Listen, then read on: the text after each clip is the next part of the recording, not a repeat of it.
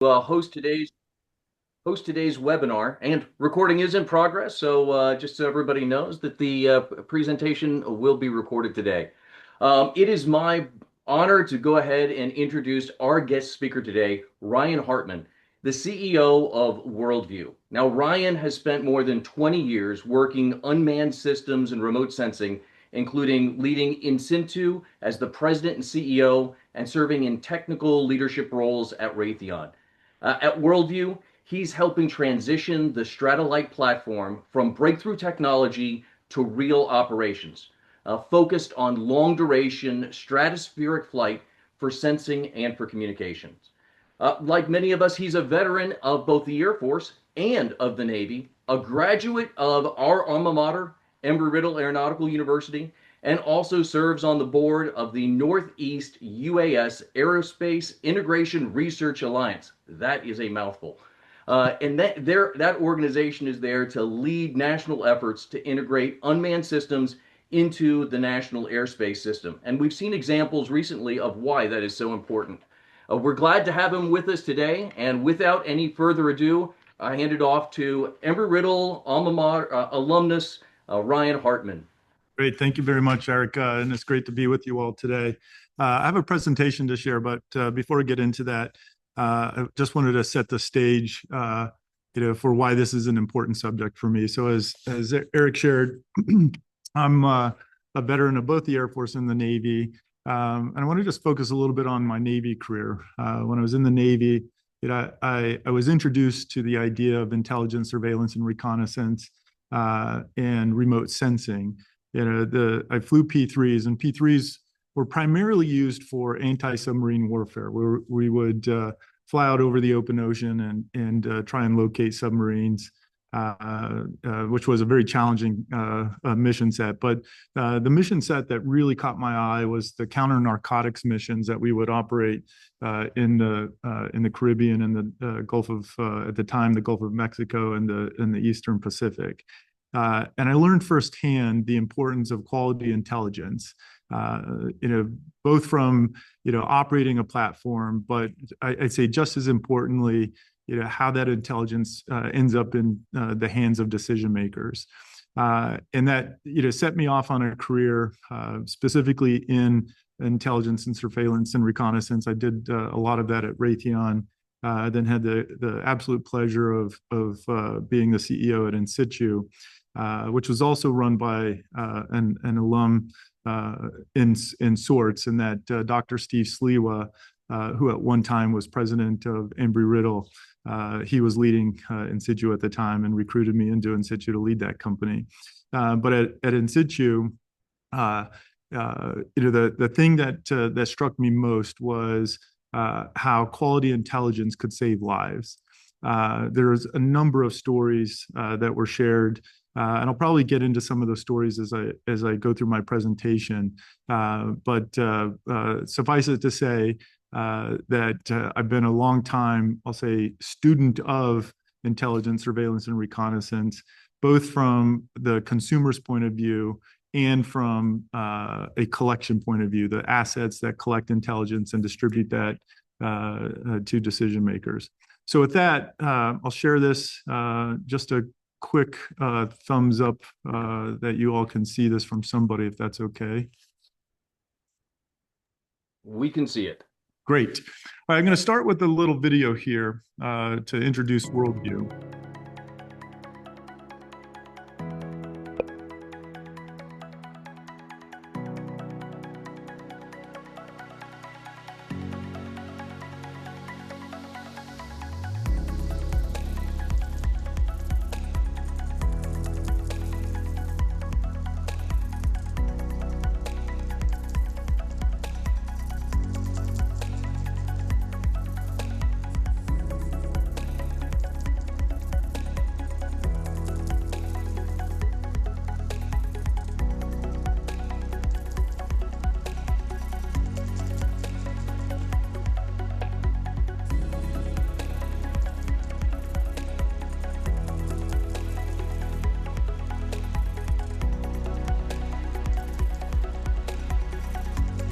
What you're seeing here is a lot of data and video captured from the worldview satellite on a number of different missions. And the primary thing we do is full motion video from mostly in electro-optical, but also in infrared.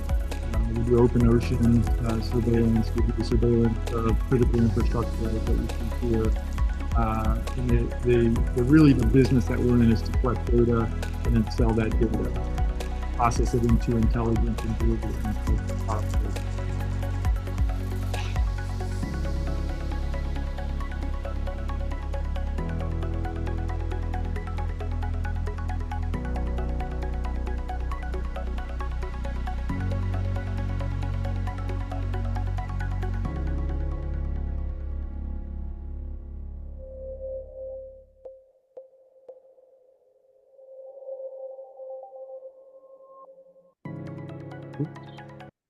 All right, so I want to start with why we exist as a company. It's very important to me that when I lead a company that we have a purpose behind what it is that we do. And here at Worldview, it's that we exist to inspire, create, and explore new perspectives for a radically improved future.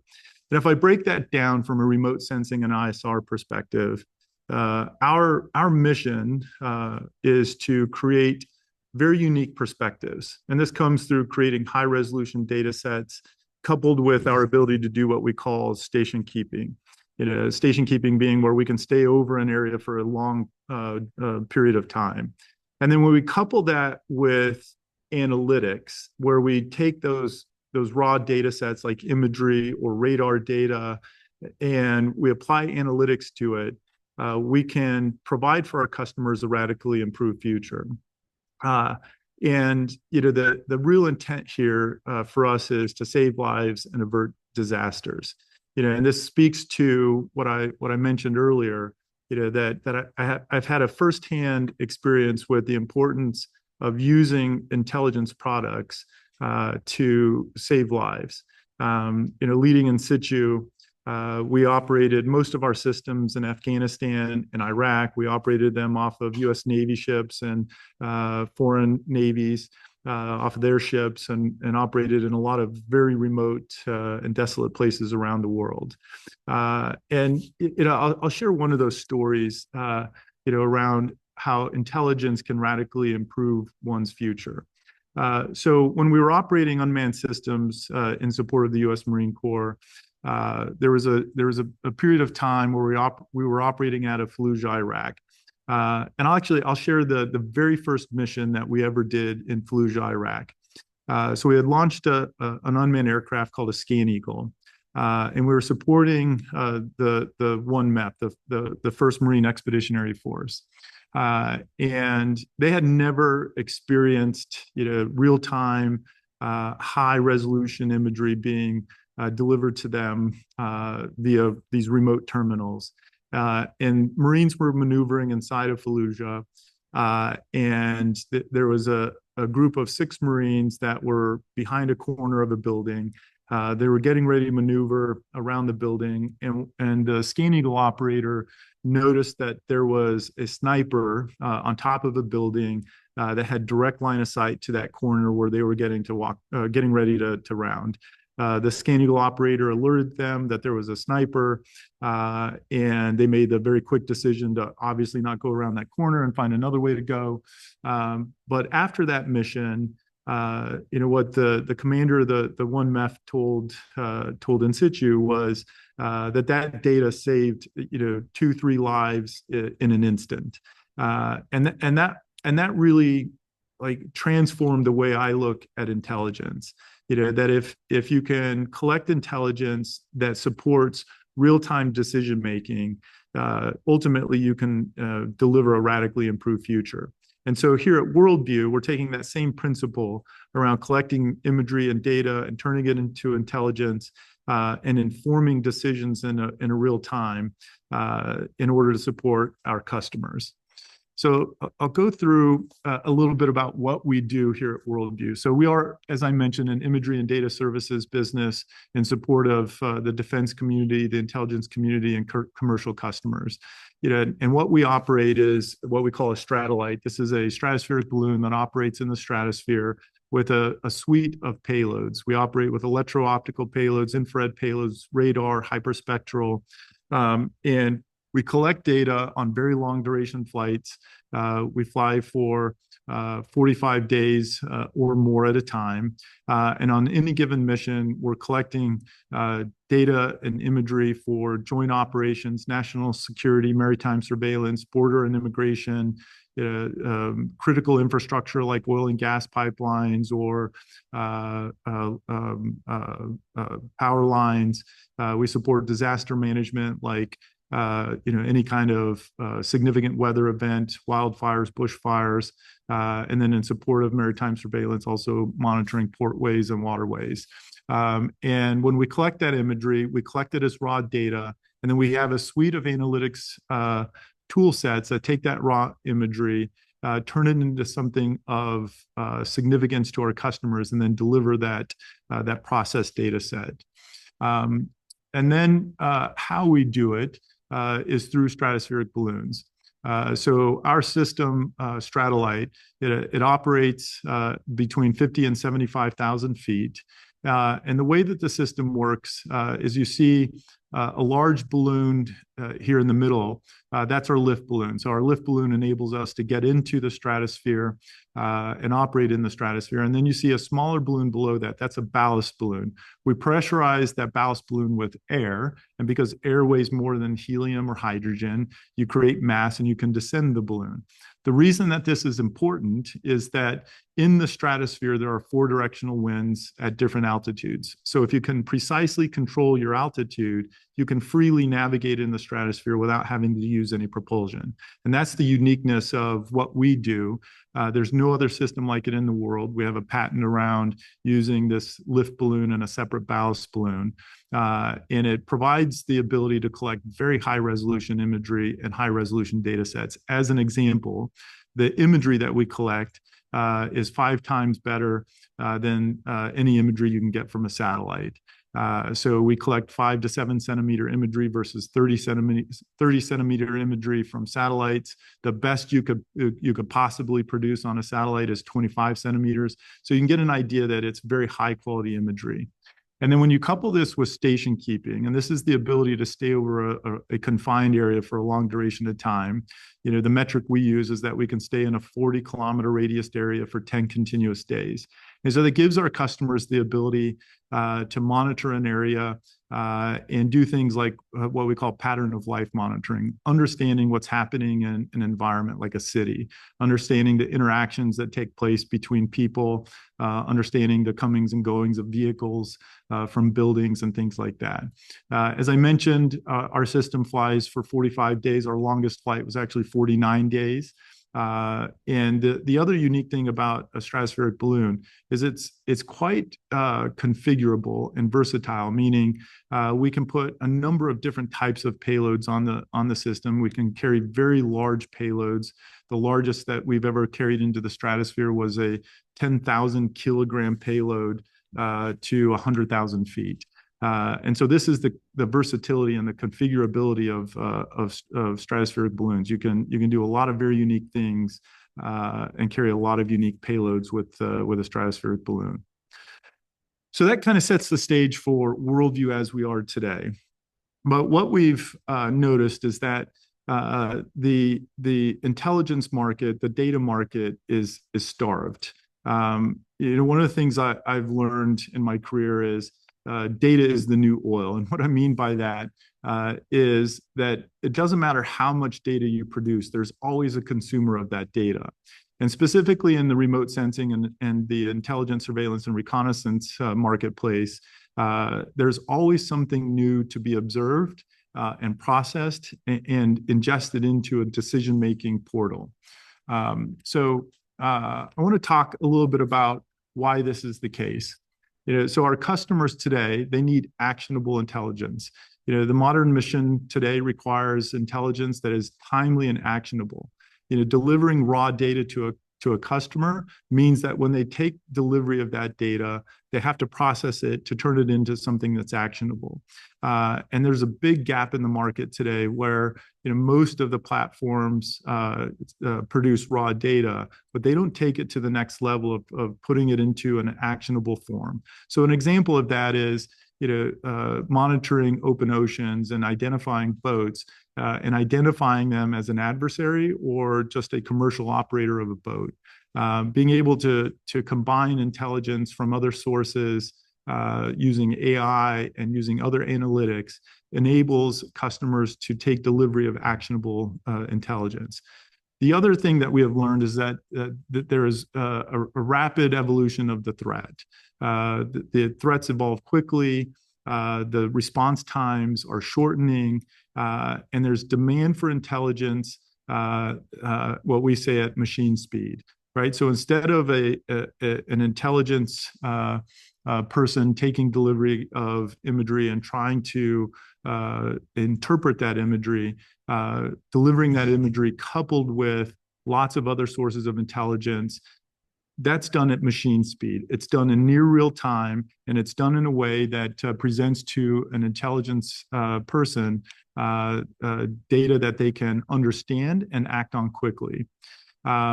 In addition to that, there is an absolute need for life-saving ISR applications.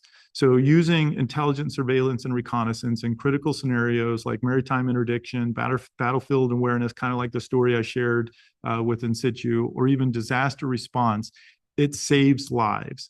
And so if you're focused on ultimately how do I collect data and then process that data with a focus on saving lives, it changes the way that you operate your systems, and it changes the tools you use in order to deliver something that is actionable. And then lastly, there is a significant shift in integrated systems. I like to think of this as, what are the different domains within which data is collected? There's the surface domain, which is ships and unmanned surface vehicles. There's the air domain, which is things like UAVs or manned platforms that are collecting data. There's this new domain, the stratospheric domain, and then the space domain. They all have a different role to play, and they collect different types of data, and they operate for different durations. A UAV can operate, anywhere from minutes to many hours. Something like a drone will operate for up to an hour. An unmanned aircraft, like a Scan Eagle that I mentioned, can operate for up to 27 hours. Manned aircraft operate, in 10 to 15-hour increments. Our platform, the stratospheric balloon, operates for many days. And then space assets are enduring. They all, both through the time that they're on station, coupled with the type of data they collect, it's all different. But what we're seeing is that there is a need to integrate the fragmented data collected in these different domains into an integrated, insights-driven system that empowers instant decisions. So there's real-world mission urgency as well. So we do things like dark ship monitoring. And what does that mean? Well, there are ships that evade detection, or they provide false reports of who they are, where they came from, and where they're going. There's a system that ships are required to use called AIS, Automated Information System, where what they're supposed to be doing is reporting all of those things that I just mentioned. And what they'll do is they'll report something different, and they'll report their current location is different than where they actually are. And so if you can collect those AIS reports and then compare that to what am I actually observing, what you can ascertain is when somebody is reporting something false. And that's called dark ship monitoring. There's warfighter intelligence, so real-time intelligence that enables warfighters to avoid or coordinate safe maneuvers in contested areas, much like what I mentioned earlier. Then there's wildfire response. And wildfire response actually happens much earlier than a fire actually starting. So by collecting data and processing that data, you can look at things like the health of the flora and fauna. What is the health of a forest coupled with the weather and the atmospheric conditions, that create a likely scenario of a significant wildfire. So you start there, collecting the data, processing that data, and then pre-positioning assets when you find that there's an area that is likely to be a very significant wildfire. And then when a wildfire is in process, using remote sensing and intelligence gathering systems to ultimately identify hotspots, or employ fire behavioralists that can predict what a fire is going to do, so that you can again pre-deploy teams and assets to contain a wildfire more rapidly and protect resources. And then lastly, there's a need for rapid ISR evolution. The traditional ISR workflow that we call TC-PED, which is task, collect, process, exploit, and disseminate, those workflows are far too slow. What we're seeing is that from the time that a system is tasked to the time a system is collecting data and then processing that data, and ultimately getting to the point where you're disseminating that data, it's measured in hours and days. When what our customers need is data that's collected from, after being tasked, collecting that data and disseminating that data in minutes. Hours and days is just too slow. Lives are at stake when you do that. Critical infrastructure is at stake when you do that. And so applying different tools to the ISR workflows ultimately enables a faster decision.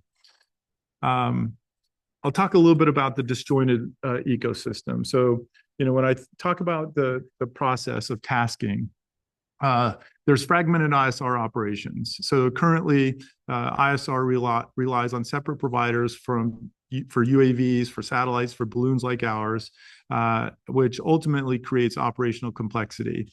If a UAV is being tasked separate from a stratospheric balloon, it's nearly impossible for us to coordinate collecting and processing to shorten timelines. And so this fragmented approach to tasking is where it all starts. You start seeing, tasking taking many minutes, if not hours. And then that just is kind of like an airline where you have a delay at the beginning. It buffers delays into the system and ultimately creates delays measured in hours and days. Then there's data format challenges. And although there are standards related to what format you are to collect data and output that data, there's a different standard for space than there is for the stratosphere, than there is for unmanned aircraft. And so finding a way to create standardized and I'll say automated integration of dissimilar formats significantly increases the speed at which you can process data. Then there's inefficient workflow management. Decision makers, face inefficiencies due to the managing multiple workflows. So they've got a workflow related to UAVs, a workflow related to stratospheric balloons, a workflow related to space assets. And then lastly, there's a focus on collection over insight. Today, customers focus on collecting data and then worrying about integrating that data over time. And that, again, creates time ingested into the system for making insights and ultimately making decisions.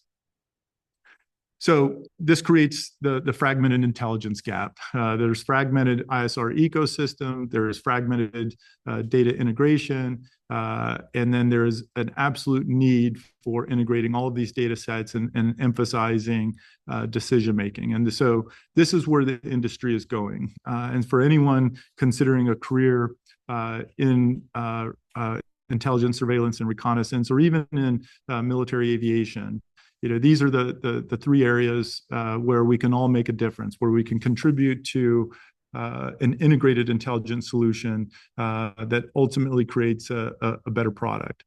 So this is all, I'll say, informed by major changes that are being made in defense acquisition.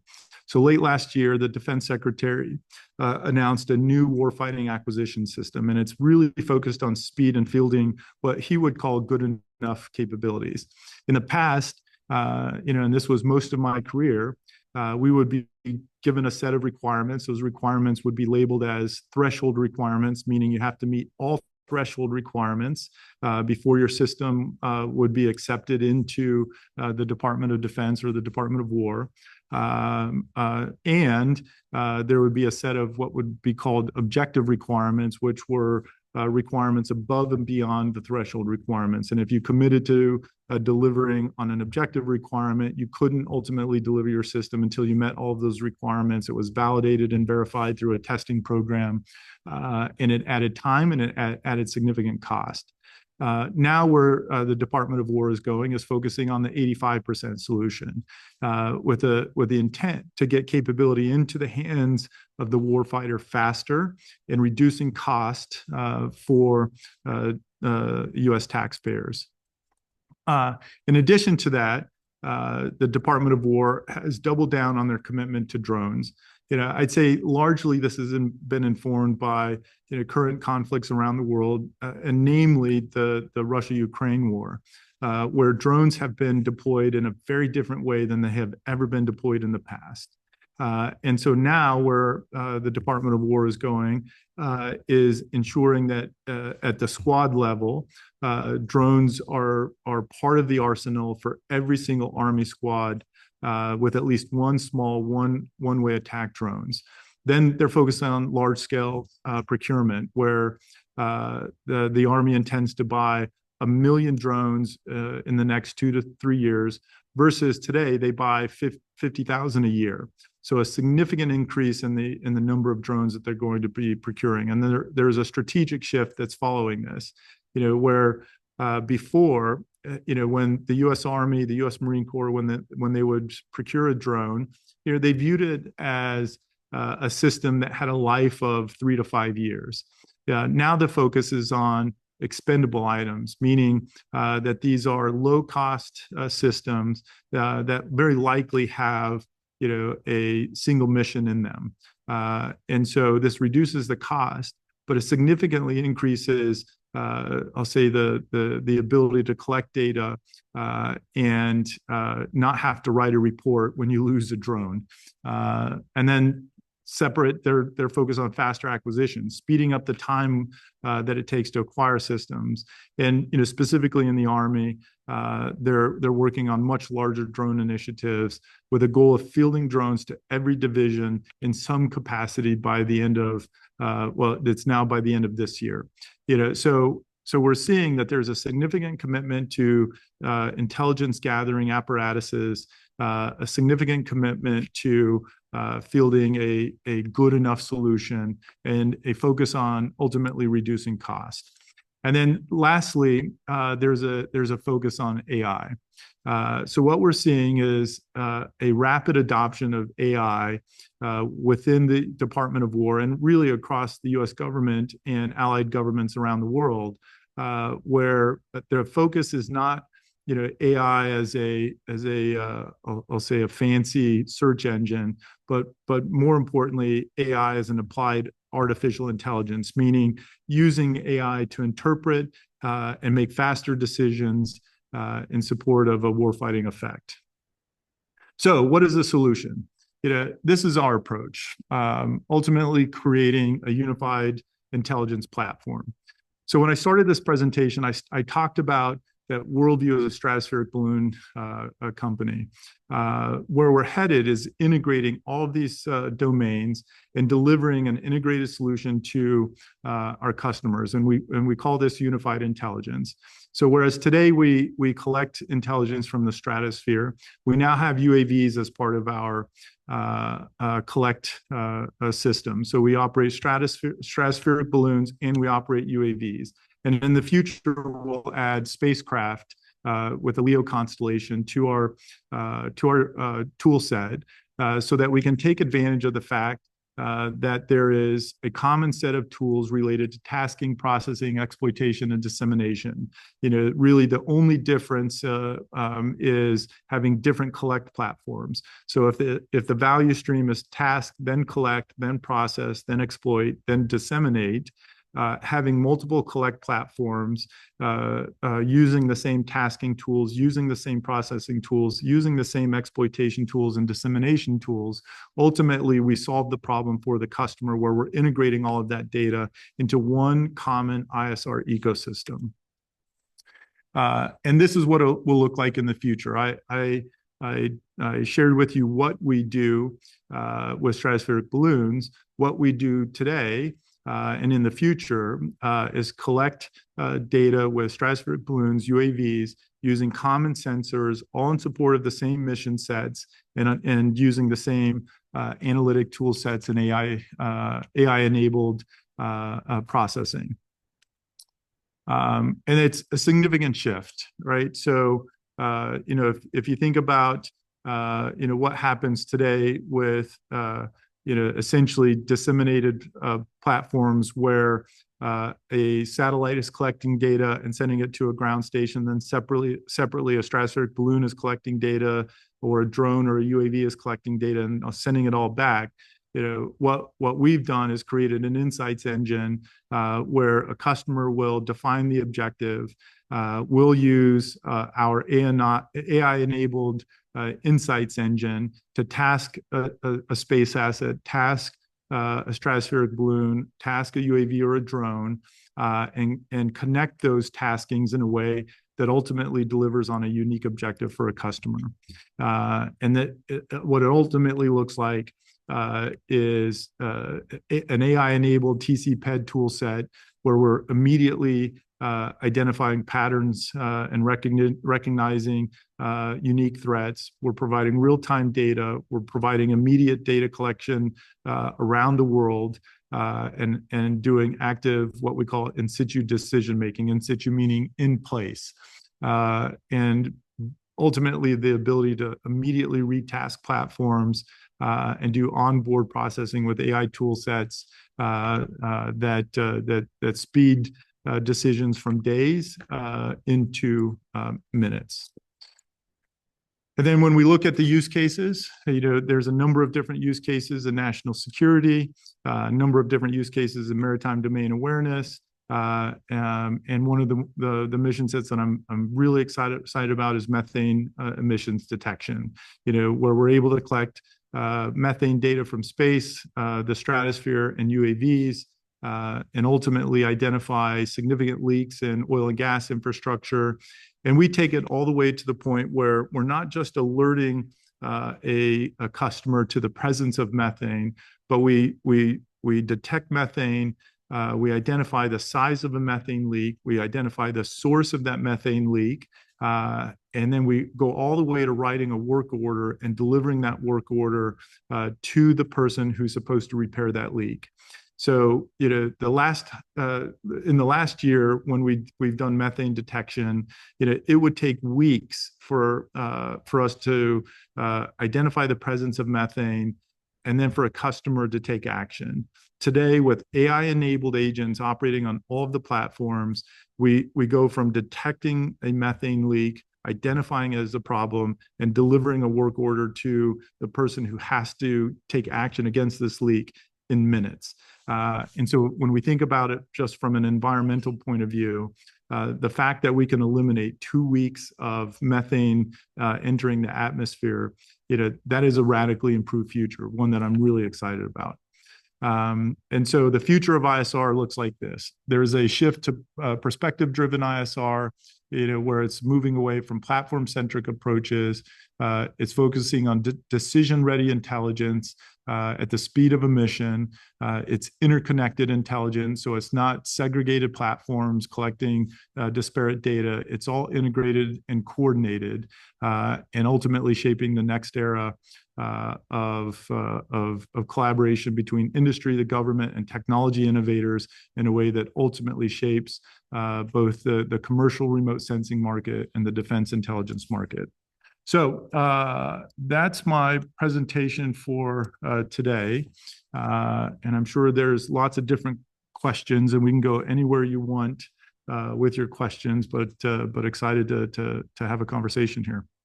Great. Hey, thank you very much, Ryan. I appreciate your presentation and the information that you provided us there. We do have a good number of questions that have already started to roll in. First, I love this idea of being able to take the big data that's coming out of multiple sources, digest it down into information, because that was one of the huge issues that I know when I was deployed. The data overload, the tyranny of data that we would have, and trying to make sense of all of this different information that was coming down the line. So a great opportunity there. One question there, as we're applying AI to this data, what is the percentage of times that you end up with a false positive or a false negative when it comes to this AI interpretation of the data? So it depends on the specific mission set. So I'll say when we're applying this to commercial mission sets like methane detection, we bias it towards a false positive versus a false negative. There's no harm in having a false positive where someone is deployed to fix a leak, and if the leak is smaller than what we interpreted, it's still a leak that's fixed. There is no false positive in detecting methane. There is a false positive in the amount of methane that we're detecting, right? So we bias it towards a false positive on the commercial side. And this is in alignment with the idea of a radically improved future, where I think we would all agree that the less methane being emitted into the atmosphere, the better for everybody. On the defense side, it's not binary. It's not a false positive versus a false negative. Rather, the approach that we're required to take is a percentage of confidence, right? And then the decision makers can use that percentage of confidence to determine whether or not they're going to take action on it. So for example, if let's say we were detecting. Well, I'll use I'd say something we're all familiar with in the news today. And I don't want this to become political. This is just focused on the idea of collecting intelligence and providing intelligence to a customer. But there are a number of different boats that operate in the Gulf of America. And what's important is to identify those that could do harm to the U.S. And what happens in the Gulf of America? There's a number of different fishing vessels. There's a number of different shipping vessels, and then there are also those that are intending to smuggle narcotics into the U.S. or do other harm to the U.S. And so, there are thousands, if not tens of thousands of vessels operating in the Gulf of America at any given time. And so what's important is to collect all of them and deliver each of those as an individual track to the customer community with a confidence level. And if it's a low confidence level, let's say it's a 10% confidence level, that means that the customer is going to take additional action. They're going to work to get that to a level of 100%.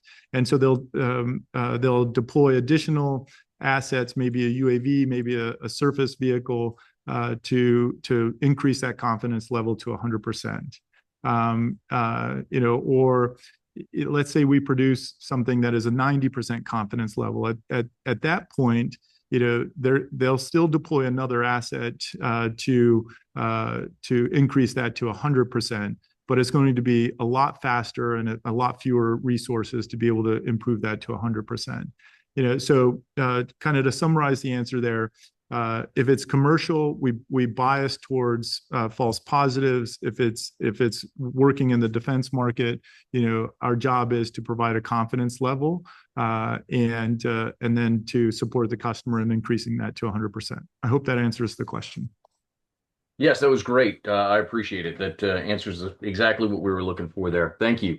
Would you have, let's run to a couple of questions. I see that Sharika, is that how I pronounce the name? has a question that she's typed in asking about the flexibility of plans on a flight that's already been scheduled.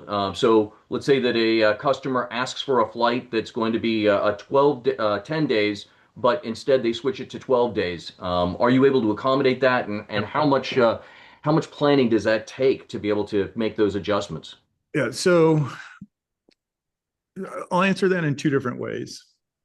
So the way that our company operates is focused on operating a fleet of stratospheric balloons, meaning we have a number of different assets, airborne, that can be tasked individually, or we as a company can be tasked. So, if we have, in an area, let's say we have 5 balloons operating, and a customer says, we need an additional 2 days of intelligence gathering in an area.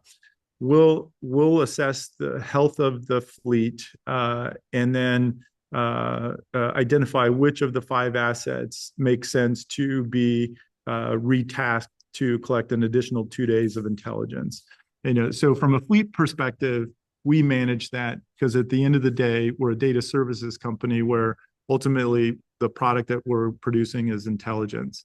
If it's a single balloon, and sometimes we have customers that will pay for a single flight, and they want an additional 2 days. As the question was asked, it's quite easy for us to identify how we would respond to that, and what our confidence level is of being able to provide that additional 2 days.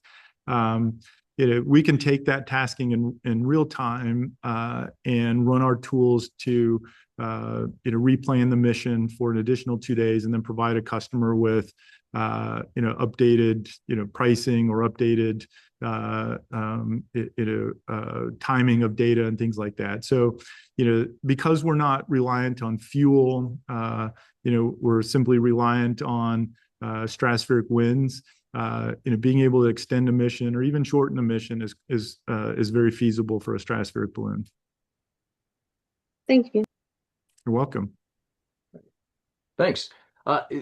This dovetails right into another question, which is if you do get a spur of the moment request for ISR support, how long is the time period? I'm assuming that would depend on what location that what it's needed from, but what is in general the time frame to be able to request to launch or request to observation? Yeah. So again, I'll answer this from two different business model approaches. When we're operating a fleet, the intent is to launch systems and pre-position them to where we know there's demand, right? So, so we will launch a system without a customer even on contract, and be in a position where we know there's going to be demand. And even if that demand isn't translated into a contract, a business development tool that is at our disposal is to go collect data and then take that data and that intelligence to a customer and say, I have this data, do you want to buy it? And it goes back to what I was saying before, that data is the new oil, right? There's always going to be a consumer of that data. And so, taking a risk, collecting data, and then going to a customer and asking them if they want to buy it is one way that we can do that. But if it were a customer that said, I have a very unique location and I need one of your assets over a location where we don't have a current asset and it's going to require a bespoke flight, there's a number of different hurdles we have to jump through. The first is regulatory approval. So we have to get approval from the FAA to launch a system to transit through the national airspace to get into the stratosphere. Typically that the FAA quotes 30 days. We can get that approval in as little as a week, but that's the first hurdle. You have to get regulatory approval. And then separately, we have to have acceptable launch weather conditions. So winds on the surface need to be less than 10 knots. And then the winds through the troposphere need to support the ability for us to get into the stratosphere in a position where we can navigate to an objective, right? So we're constantly monitoring that. It used to take us, a week to 2 weeks to do that analysis. Using AI tools today, it takes us minutes to do that analysis, so that we can determine a good launch day and a good launch location. And that's one of the decision points that we use. Is if it's an urgent mission, the variable that we have is where we launch from. Most of our launches, we launch from here in Tucson, Arizona, from Spaceport Tucson. And that gives us the ability to launch from a facility co-located with our manufacturing. And so the first thing we look at is, can we launch from Tucson and get to the objective? If the answer is no, then we'll start looking at where we can launch from, in different places around the U.S. or even globally. We just stood up a facility in Australia that gives us, more ready access to the southern hemisphere, and so we'll do the analysis, based on Tucson, based on Alice Springs, Australia, and determine whether it makes sense for us to launch from here, to launch from Australia, or someplace different than that. So when a customer comes to us, we'll say we need a minimum of a week. It could be as long as 30 days. All right, thank you. Next question goes into kind of dovetails into the methane area. I know when I worked with AFRICOM and USAID, one of the big areas that we had concern with were illicit trade operations that were going on in the African continent, and one of those was charcoal production and Yep. the environmental effects that were happening there in addition to the illicit trade. Is that something that Worldview has the ability to detect with their systems? Yes. So we haven't done that exact mission, but we do have the ability to detect those kinds of emissions. We do that with hyperspectral imaging. So you can't detect it in just electro-optical or infrared. You have to do hyperspectral, where you're capturing data in a multitude of the spectrum, and then integrating those different spectrum returns into a signature for the type of emission that you're looking for. And that requires a lot of processing. Processing hyperspectral data. When we're doing a hyperspectral collection, we're collecting about a terabyte of data per hour. And processing a terabyte of data is a significant amount of data to work through. This is where AI is a huge game changer for us. But hyperspectral is really the mode that we use for detecting any kind of emission-related in a mission set. And this speaks to methane detection or other kinds of emissions. There's absolutely a commercial application to it. But to Dr. Ross's point, detecting things that have a damaging consequence on the environment, it's not just a commercial application. It is a global defense application. So AFRICOM, CENTCOM, they're all very interested in illicit activities that not just put people at harm through direct engagement, but but detecting activities that have a negative impact on all of us. And so that's a great one to bring up. Talking about this hyperspectral area, what are some of the greatest challenges that you see as you're even today and moving forward, both on the operational and on the engineering front? Well, I'll start with the engineering front. There's not a lot of companies that do what we do. And as much as I would like for schools like Embry-Riddle to have a stratospheric ballooning curriculum, it doesn't exist. There are certainly subjects that contribute to somebody being able to step into stratospheric ballooning. But our our engineering challenges are very different than aircraft and space assets. The physics are very different with what we do. One might think that ballooning is simple, it's easy. It's not. It is by far the most challenging aerospace project that I've ever been involved in. And I have been involved in a lot of other very challenging ones, but this is by far the most challenging one that I've ever been involved in. And so there's things like thermal dynamics and the ability to design subsystems that can operate in the stratosphere where, during the day, we're experiencing radiant heat of close to 100 degrees Fahrenheit, and at night we're experiencing cold of minus 100, and not a lot of air for cooling, and not a lot of power available for heating, right? So when we design systems, we design them in a way that requires minimal cooling and minimal heating. The physics associated with buoyancy in the stratosphere, and that is ultimately, the design of the balloon, even the shape of the balloon, ultimately determines how high you can go and how low you can go. And so, designing balloons is something that's very unique. We have all the standard, engineering challenges of any aerospace project. And then we have very unique challenges that we have to address in the design of our systems and subsystems. And then the first part of your question was more of an operational one. Is that right, Dr. Rouse? Yes, correct. Yeah. So, I'm proud that to say that a good number of our mission control operators are Embry-Riddle alumni. So, when we look at operating our systems, typically a stratospheric balloon pilot or mission director, there's somebody who has an engineering background so that they can understand the system, and they have a very good understanding of intelligence, surveillance, and reconnaissance and remote sensing. And the challenges are, related to how you control the system to stay over an area, how you control the system to navigate from point A to point B to point C, and so on.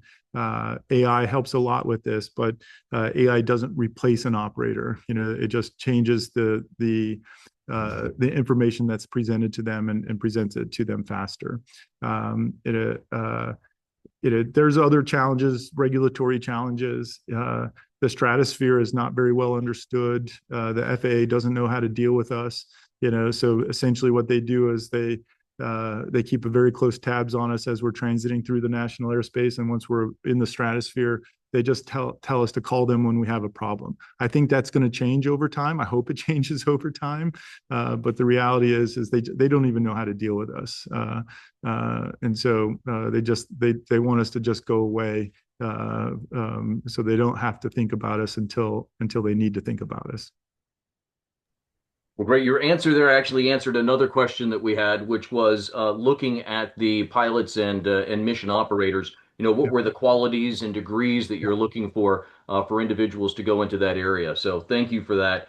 We are just about out of time, but one question that's come up a couple of times is the idea of trust and for the information that's coming down the line, both on a cultural aspect by different regions. And also by an organizational culture. Are you seeing, what are you seeing that helps to increase the trust level of the information that's being provided?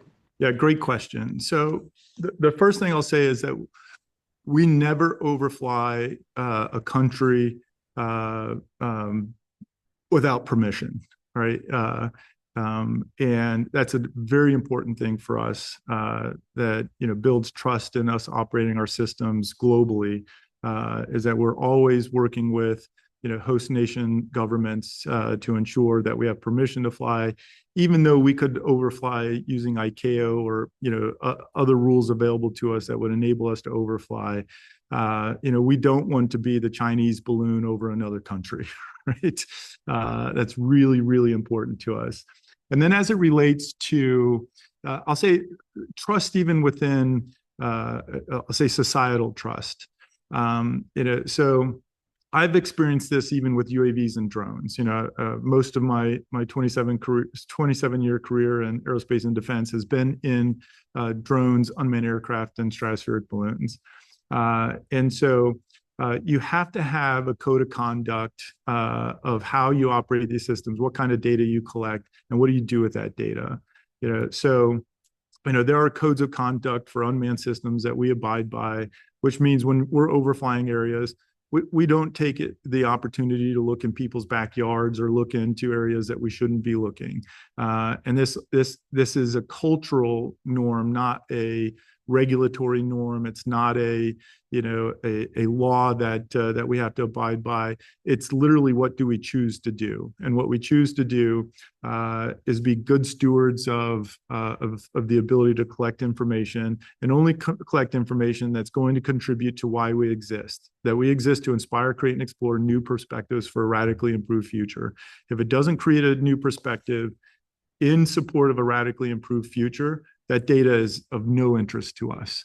And that has to be embedded in our culture. It's something we have to talk about. It's part of the training program for our sensor operators and for our stratospheric balloon pilots, that this is not like a glorified Google Earth where you go look at all the places that have interest to you. Rather, unless there is data to be collected for a customer, the camera doesn't need to be on. Great answer there that covered both the idea of those cultural aspects and the moral and ethical implications of having these sustained observation platforms at multiple areas around the world. Ryan, thank you so much for taking the time today. We're getting now to the top of the hour. Appreciate you taking the time out of your busy schedule to talk with us. If there is one last parting thing that you would like to share with the attendees today, what would that one bit of advice or information be? Yeah, considering this is a focus on careers and the opportunities that exist. I will tell you, just from a personal point of view, that I have gotten great fulfillment in working on solutions that make a difference. And I could spend an entire hour sharing stories where our technology saved lives. And there's nothing more fulfilling than having experienced that. And I'll actually share one story, if that's okay. It'll just take me a minute, Dr. Ross. So when I was leading Insitu,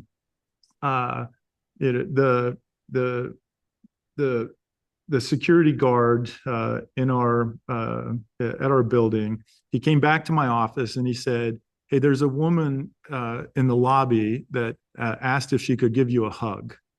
And I said, "Well, that's an interesting request." And so I asked him a few questions. Did he think that it was a legitimate request, and did he see any threat there? And he said, "No, she seemed very genuine and authentic in her request for a hug." So I walked out into the lobby, and as soon as I walked into the lobby, the woman grabbed me and gave me a big hug. And I said, to what honor am I receiving this hug? And she said, "Well, I just got off the phone with my son. My son is a young Marine. He was just deployed to Afghanistan. He just returned from his first mission in Afghanistan, which was a resupply mission to take materials to an outpost. In the middle of this resupply mission, they were in a convoy of vehicles. They found themselves in the middle of an ambush. And so all the vehicles were stopped. There was hills on either side of them. They were taking gunfire from both sides. And what they had in front of them were these systems called rovers, where they were getting a top-down view of themselves. And so they could see with great clarity where they were. They could see where the gunfire was coming from. They were able to take cover, get through that ambush without any casualties, and just move on. And so this young Marine said, "Where was that video coming from?" And they said, "Oh, that was coming from a Scan Eagle. We'd never go on a mission like this without a Scan Eagle, and that's why."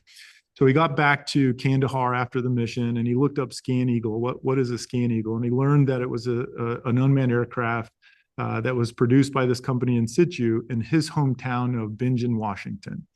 And so he called his parents, from source of pride saying, hey, you know that company that we've seen the logo says Insitu? This is what they do. And this was an amazing story. And I would never advise a young Marine to call their parents and say, hey, I was just in the middle of an ambush and we got out of it, but et cetera. But he was just saying it from a source of pride. His mom immediately hung up the phone, drove her car to Insitu, and wanted to give me a hug.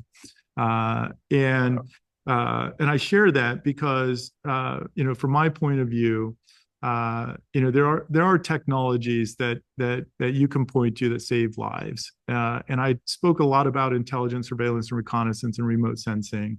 But this work is important. So if you're considering what you might be able to contribute your skills to, there's nothing more fulfilling than producing something that has a radically improved future impact on people. So I share that with you. I wish I would have learned something like that very, very early on in my career. And it's something I enjoy sharing with students and with people early in their career, because you'll get no better satisfaction than learning of just one life that you have had a positive impact and potentially saved their life. Great. Well, thank you very much, Ryan, for that. And that is an inspiring a story as to what is your purpose in life? What is the purpose beyond making a livelihood for yourself? And it's helping others. It's helping society, and it's helping make the world a better place. So thank you for that. As we end today's presentation, I'd like to highlight that we do have some upcoming presentations in the near future. Just 2 days away, we have navigating security clearances, where we'll have on this same format. And then coming up on the 12th of February, we have Journey with Blue Origin with ERAU alumni Kayla Elish, that's coming up in just a month away. So Ryan, thank you very much for taking time out of your schedule today. Appreciate it. And without anything further there, I'll hand it off to Arnold if you have any last comments before the end of today's webinar. Thank you, Ryan, and thank you again, Dr. Rouse, for what a wonderful presentation. We appreciate all of those who join, and we have many, many more questions, and I'm sure that we can maybe get those answered as well. But again, thank you so much for your time. This was just phenomenal. So thank you so much. Have a great day, everyone. And this session will be available. It has been recorded, should be available within about 24 to 48 hours. Thank you. Have a great day. Thanks, Joel.